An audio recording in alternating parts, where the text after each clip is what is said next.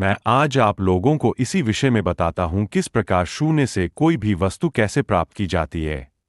सबसे पहले अभी आप यह जान लीजिए कि इसमें होता क्या। जैसे कि कोई व्यक्ति बैठा है और उसे कोई वस्तु या पदार्थ चाहिए तो वह बैठे बैठे ही वह वस्तु को प्राप्त कर सकता है। मेरा एक मित्र था, वह बता रहा था कि उसका एक तांत्रिक मित्र था। यह लोग कहीं जा रहे थे और रास्ता भटक गए और रास्ता इनको याद नहीं आ रहा था। यह लोग शादी में जा रहे थे और जंगल में रास्ता भटक गए। तब इन्होंने सोचा कि अब तो रात हो रही है और खाना भी खत्म हो जाएगा। तब इनके तांत्रिक दोस्त ने कहा, चलिए और कुछ तो नहीं, हम मिठाई खा लेते हैं। उसने कहा, आप लोग प्रतीक्षा करें, और वह थोड़ी दूर पर जाकर बैठ गया और मंत्र का जाप करने लगा। जो लोग इनके साथ, जो इनका दोस्त था, वह देखकर हंस रहा था कि यह क्या कर रहा है। जो बड़ी सी थाली होती है, जो पीतल की बड़ी थाल होती है, उसमें बहुत सारी भरी हुई मिठाइयां उठाकर लेकर आया। अब लोगों ने पूछा कि यह तुमने कैसे किया। तब उस तांत्रिक ने कहा, आप लोग खा लीजिए, मैं बता नहीं सकता कि कैसे किया। उन्होंने पूछा, अब क्या करोगे?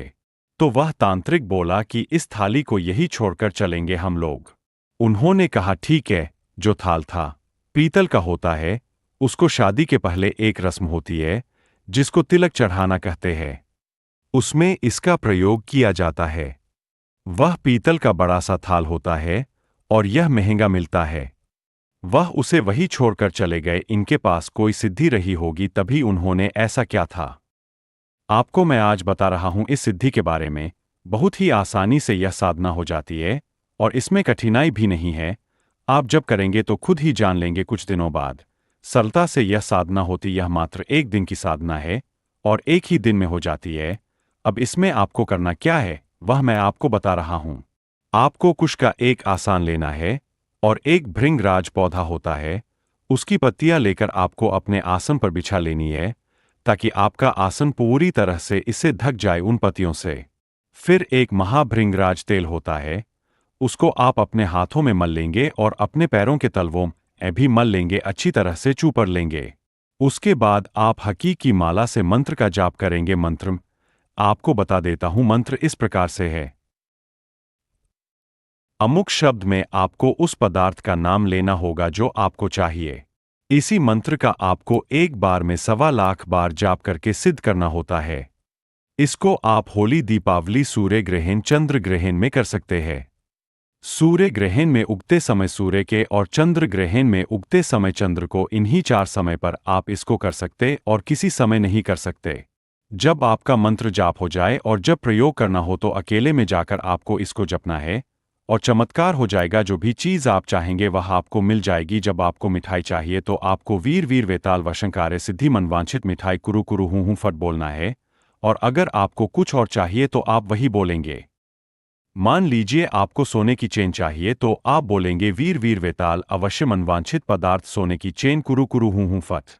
तो आपको वह चीज मिल जाएगी। यह बेताल पर निर्भर करता है कि वह कहां से उठाकर आपको लाकर चीजें देता है जाएगी। और मेरे पास अनुभव है।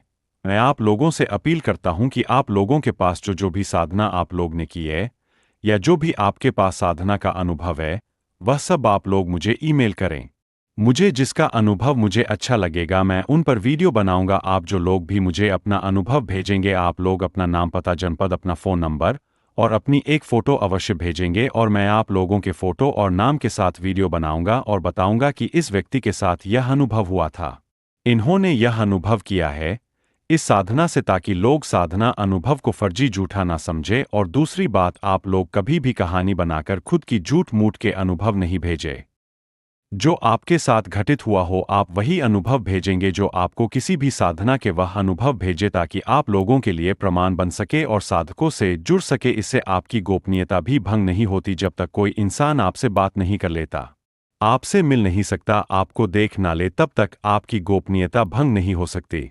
इंटरनेट पर जब आप अपने अनुभव को भेजते हैं तो जब तक आप लोगों से कोई मिल नहीं लेता, आपसे बात नहीं कर लेता, तब तक आपकी साधना की गोपनीयता भंग नहीं होगी। आपकी साधना पर कोई भी प्रभाव नहीं पड़ेगा। मैं आपके फोटो और अनुभव पर वीडियो और पोस्ट बनाऊंगा और प्रकाशित करूंगा। मोबाइल नंबर में गोपनीय रखूंगा।